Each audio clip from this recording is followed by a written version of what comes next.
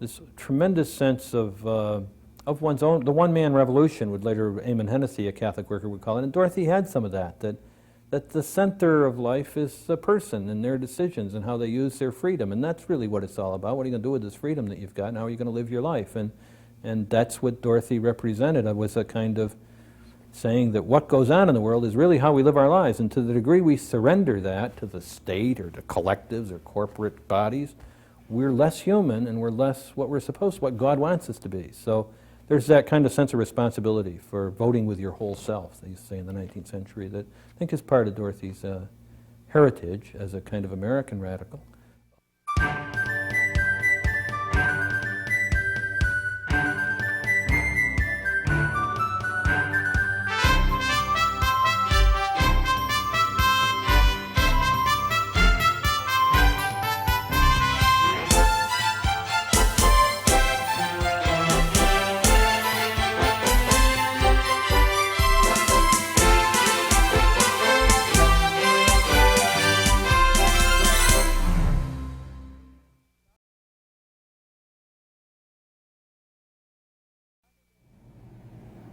Dorothy Day came to New York City, where she made her home for most of her life, during World War I. And she became a nurse and worked in a big hospital in Brooklyn, came to know the needs of the people, fell in love, and in the early 20s, she was part of the bohemian life of Greenwich Village, and those were the times. She often talked about how Eugene O'Neill used to read to her The Hound of Heaven in a bar. But more than anything, her friends were of the left, and the great event of their life was the Russian Revolution. And they used to go to these big gatherings in Madison Square Garden. Then they'd walk out in the night singing the revolutionary songs in the starlit sky, go down to the East River and so on. And this answered her need to work for a better world. She never lost that, but she found another expression for it. And she used to steal away to churches, the one St. Joseph's on 4th Street and 6th Avenue. And after a party, she'd go in there and just kneel down or get up in the morning and so on. And one of her friends remarked to her, "You know, Dorothy, you have such a religious bent that you just wouldn't make a good revolutionary." She was never a communist, but most of her friends were. And her coming into the church was so quiet and strange. The first love affair that she had broke up, and that was a tremendous tragedy to her. And then she met another man who was a very upstanding man. I met him, a nice man, a biologist, who was an atheist. And she wrote a novel about her early life, and she got some money for it, and she bought a little house on Staten Island near the beach. And there she lived with her lover, and of course she wanted marriage and she wanted children, and he wanted neither.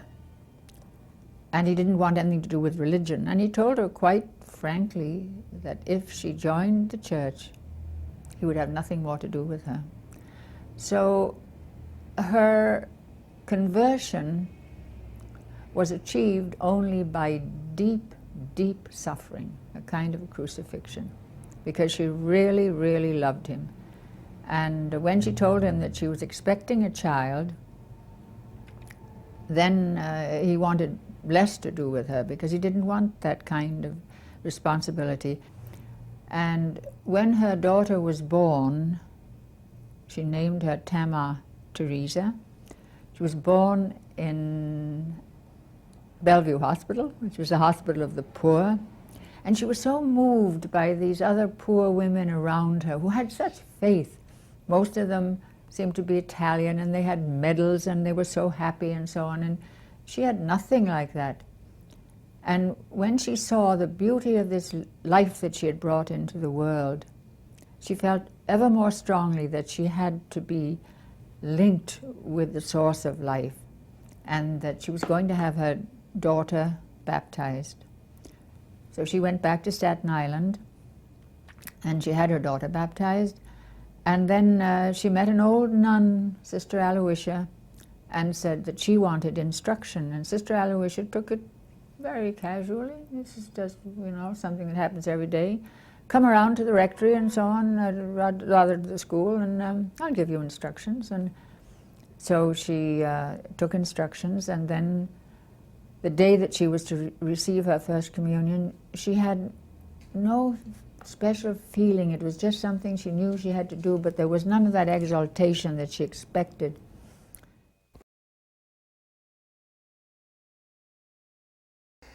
In her autobiography, The Long Loneliness, she talks about stopping in Catholic churches. She was fascinated by the Eucharist, fascinated by this idea, and in one sense she almost came to it on her own, of being incorporated into Christ and becoming part of the body of Christ.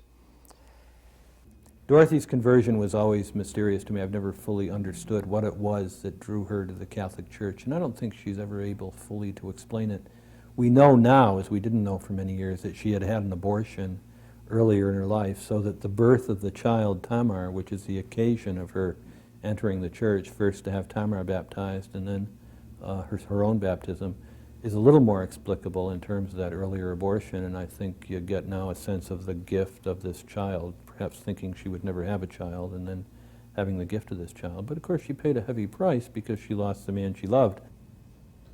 Then she began, as a Catholic, to look for something that would answer her need to work for justice.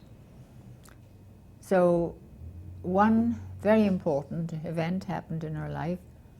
She heard of a communist-led hunger march to Washington, and it was run by the unemployed councils. Then they marshaled a whole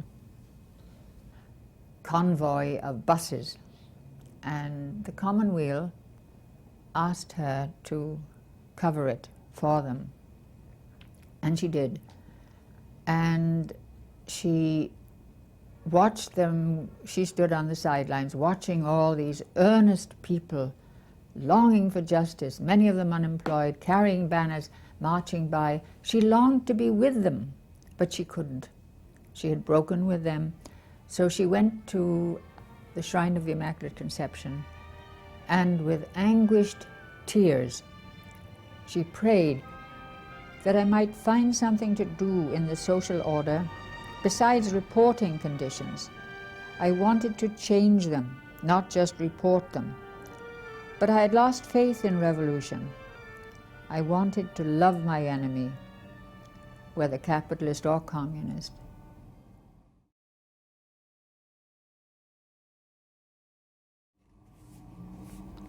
And it was after that, after those anguished prayers, that she came back to New York.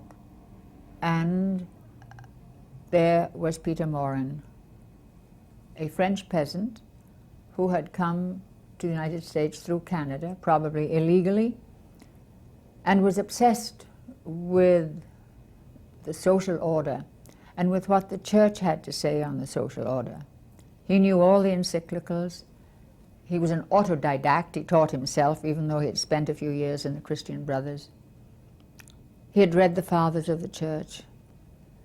He was a daily communicant, and he lived a Franciscan life of great poverty. Entering the church was not a move towards social action of the Catholic worker. In fact, it was a move away from it. And she thought the church was a democratic thing because she liked the church being a church of the people who were in those pews. But the church structure she had no sympathy for. She was quite aware that this was not a very progressive institution. So it wasn't really until some years later that she met Peter Moran, and Peter Moran showed her a way to appropriate the faith and its heritage, of a peculiar kind of heritage of social engagement that leads to the formation of the Catholic worker movement and her discovery of her vocation within the church. But there's a big time lapse there between the conversion and then her vocation of the Catholic worker. And he began immediately to talk about his ideas for social justice and the ideas of the fathers of the church, the importance of the Mass, of the liturgy as the center of everything, the importance of the land, of preserving the land, of not exploiting the land, and the importance, above all, of the daily practice of the works of mercy. And as Dorothy said, he would talk you deaf, dumb, and blind. So Peter had all these ideas. He had a whole program. Agronomic universities, to have scholars meet workers and workers meet scholars. A house of hospitality in every diocese, if not in every parish, and round-table discussions.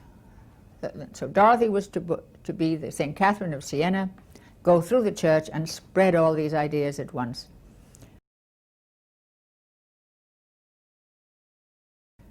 But Dorothy came from a family of journalists. Her father was a journalist, her brother was a journalist, and she felt that's where I belong. So she put together a paper, and it was called The Catholic Worker. Now, she got the money for it by writing another article. For that article, this was for America.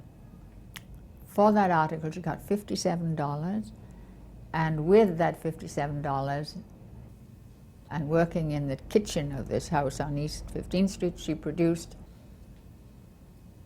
a tabloid of 8 pages in the number of 2,500 copies. May 1st, 1933, there were about 50,000 communists. It was the midst of the Depression, 1933. These men, many of them unemployed, many of them desperate, felt that society, that the economic system, that their country had failed them. There was this great bright light of the revolution which solved all these problems. No unemployment, no need, and so on. And they bought it all. And it was a nice, bright day. So Dorothy went over with 3 young men, and they all carried copies of the Catholic Worker under their arms. And when they tried to sell it to the people in the demonstration, they were communists. They got a very poor reception. And some of the things that were said to them were rather frightening. They were even threatening. So 2 of them ran off. They just couldn't take it. But one stayed with Dorothy, a young man named Bennett. And so she stayed till the end and sold or gave away almost the whole first issue. The Catholic Worker always was an interesting combination of home folksiness and dogmatic social reform articles. And Dorothy's column was always the centerpiece. She was a marvelous journalist all her life. Her column was the biggest attraction that the paper had. Another thing that interested people was the art in the paper. Very early, Ade Bethune, a very good artist, started doing wood carvings, wood blocks, I guess you'd call them, that appeared in the paper. And they were startling in not only for their execution, but for their content. For instance, that it would show Jesus as a carpenter, as a humble carpenter working in a shop. Or it would show Mary working in a house, in a home, doing household tasks. It would show saints going about drudgery, dreary home-type work. It made the saints more like real people and made them come to life. And in recent years, they've had the art of Fritz Eichenberg, a marvelous artist who is not himself a Catholic, but has done some marvelous artwork for the Catholic Worker.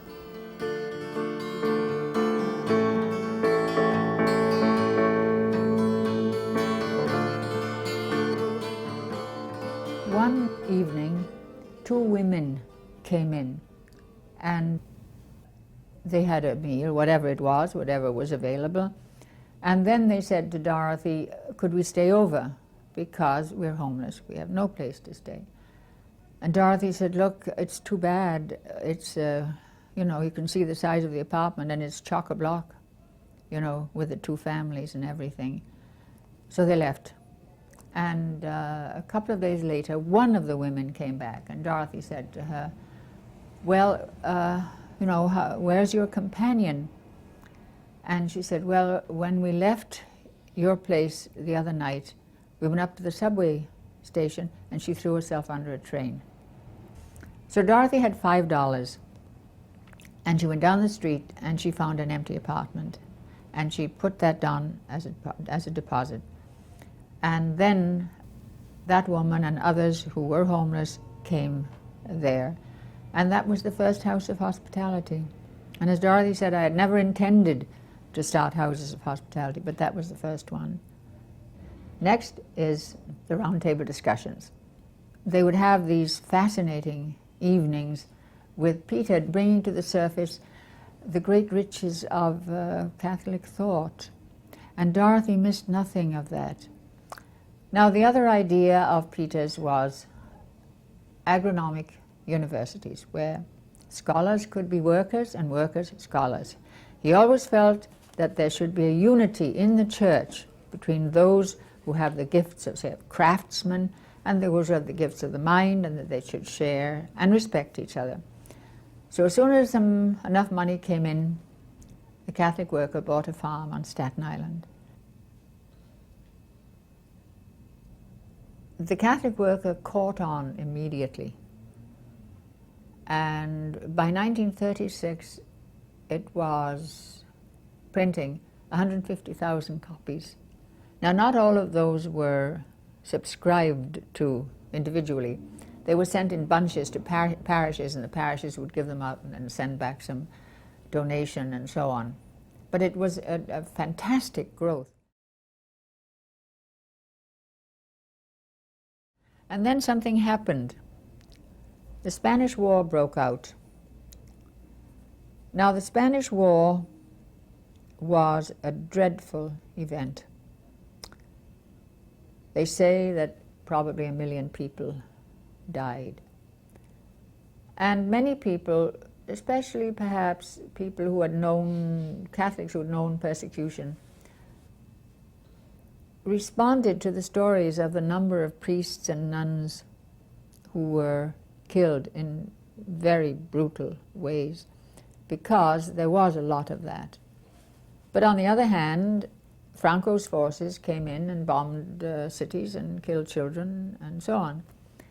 And this was the test for the Catholic worker, and even for some members of the Catholic worker who didn't feel as strongly as Dorothy about war. But for her, killing on either side was wrong. And in contrast with most of the Catholic world, not all, but most, she declared neutrality in the Spanish Civil War. So what happened? Suddenly, people refused the Catholic worker. Parishes sent in, don't send us any more bundles, we're through. You're on the communist side. You were a communist before, which she wasn't, and you're still a communist. On the other side, her friends of the left felt that by being neutral, she was a fascist. So she got it from both sides. By 1939, the circulation of the Catholic worker was less than 50,000, and it had lost not only circulation, but a lot of people. And what impressed me most was, in World War II, which surely was a just cause, on the front page of the Catholic worker, you had, "War has been declared. What shall we do? What shall we say?" Our manifesto is the Sermon on the Mount. We will love our enemies. We will help them wherever we can. We will see that they're not hurt if we can.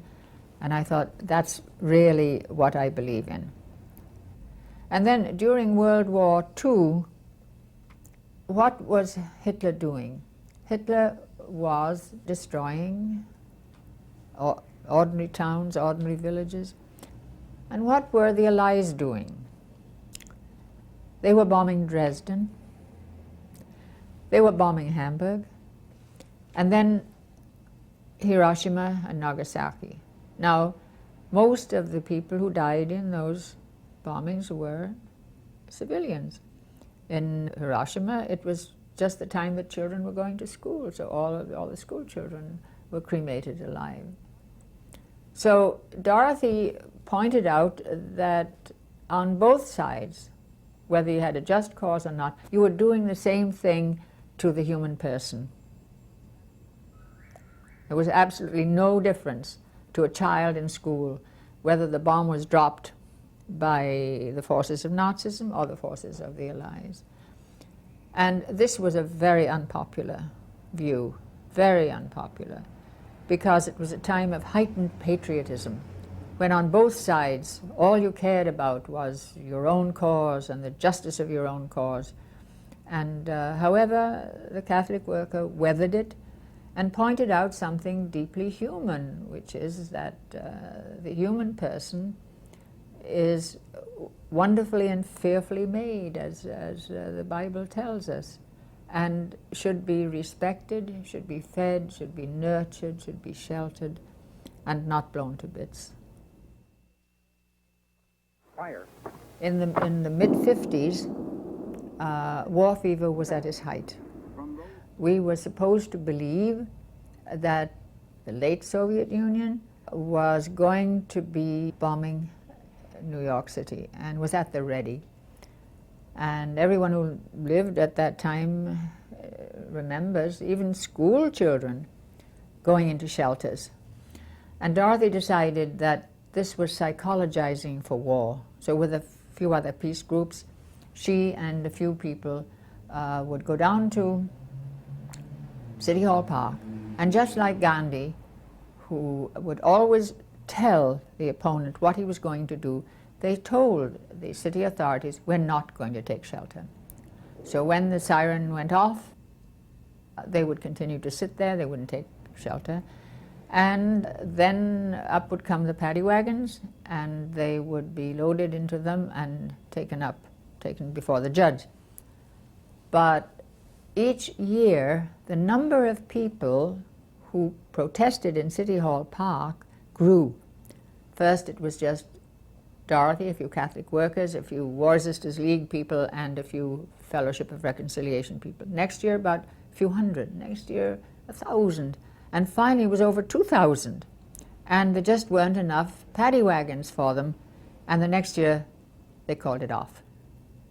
At that time, in the 60s, her views were the views of a minority and of a dissenter, but they were never condemned because they were always tied in with the teaching of Jesus on the works of mercy. We can overdo a little bit of Dorothy's submissiveness, I think. Anybody that knew her knows she was a very strong woman, and if challenged on things she would have regarded as vital, would probably not have caved in very quickly. So, and she used to deal with the question of authoritarianism among church authorities, as I suppose Peter Morin did, that, well, they carry out their responsibility, we have to carry out ours. There's no excuse for us not to live the lives we think we should live as Christians because we're not pleased with the way they're living it. And Peter Morin had a great line. They used to say of Christians, see how they love one another. Now they'll say of Christians, see how they pass the buck. So either they pass the buck to the state, or they blame the bishop, or they say, why doesn't the church do something when you're the church and you can go and do it? Nobody's stopping you. So. When Dorothy died, David O'Brien, the historian at Holy Cross University, wrote an article for us at Commonweal, in which he said that she really was the most significant American Catholic to have lived in this century. She had such tremendous impact. And the thing to note about Dorothy, of course, is that she didn't simply engage in the works of mercy, which are the standard mode of Catholic charity, but she also was very strong for social justice. She had a tremendous impact for social reform. She was very strong on the encyclicals, on interracial justice, and she greatly influenced a whole generation of Catholic priests, bishops, and lay people throughout this country. There was never a real interest in Dorothy outside the Catholic community, except within the peace movement, I guess. And Dorothy and the Catholic workers' influence on the American peace movement in the post-World War II years was dramatic. Much of the anti-nuclear movement, small as it was in Western Europe and the United States in the 40s and 50s, was very much influenced by Dorothy and by the Catholic worker, and by Eamon Hennessy when he came to the Catholic worker. Dorothy went to the Vatican Council and had an influence on the writing of the document at the Vatican Council on war and peace. And then, of course, when Vietnam came, all of a sudden, Dorothy, who'd been on the fringe of the church, all of a sudden the Catholic worker found itself with all these people knocking on the door, wondering what to do about the war. So there was that influence on the formation of the Catholic peace movement. And there was the movement itself, the Catholic worker movement, which is the creation of Dorothy, and everyone said would die with Dorothy's death, but is perhaps as vigorous today as it's ever been, and continues to have its little ripple effect in local communities, and as a movement, as a goad, as a conscience maybe within the church and within other communities as well, other networks.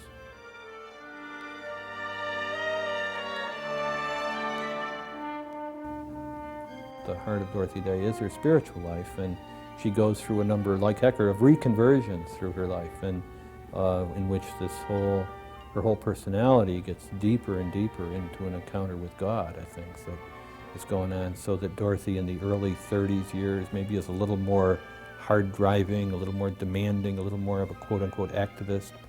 In later years, she's much more spiritual. She's much more in her own life and kind of in the interior life, and not making demands on people, but simply trying, as she says, to carry her own cross. Other people have their own crosses to carry.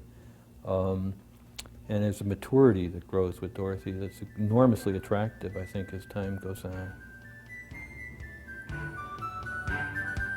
Then there's the thing that develops in Dorothy, which I think you see in The Long Loneliness, that kind of constant interest in ordinary life. And she talks about when she was a child, how she loved to push the baby carriage with her brother just through the neighborhood and look at the people and how they lived and try to peer inside their houses. And she does that, and by little and by little, one of the phrases that she uses in her writing, and in the On Pilgrimage column, they often cite the ones about Cuba or about war, but many of them are just descriptions of neighborhoods and what's going on among the families, or visiting Tamar on the farm in Vermont and the rhythms of the day. And she loves St. Teresa, the saint of the little way. I think toward the end of her life, more and more the effort to suggest that it's not going out and demonstrating against war and stuff. It's the heart of living the Christian life. It's how you live your daily life, how you begin to see God present in the daily experience of life. So that the worker tradition, with its soup kitchens, is thought to have its heart in serving the poor, and it certainly does. Voluntary poverty, the poor person is Christ among us. But there's also that kind of attentiveness to food, clothing, and shelter, to what's basic about human existence, and what it means that some people don't have to worry about that and some people do, and voluntary poverty being trying to experience, not being able to take that for granted anymore.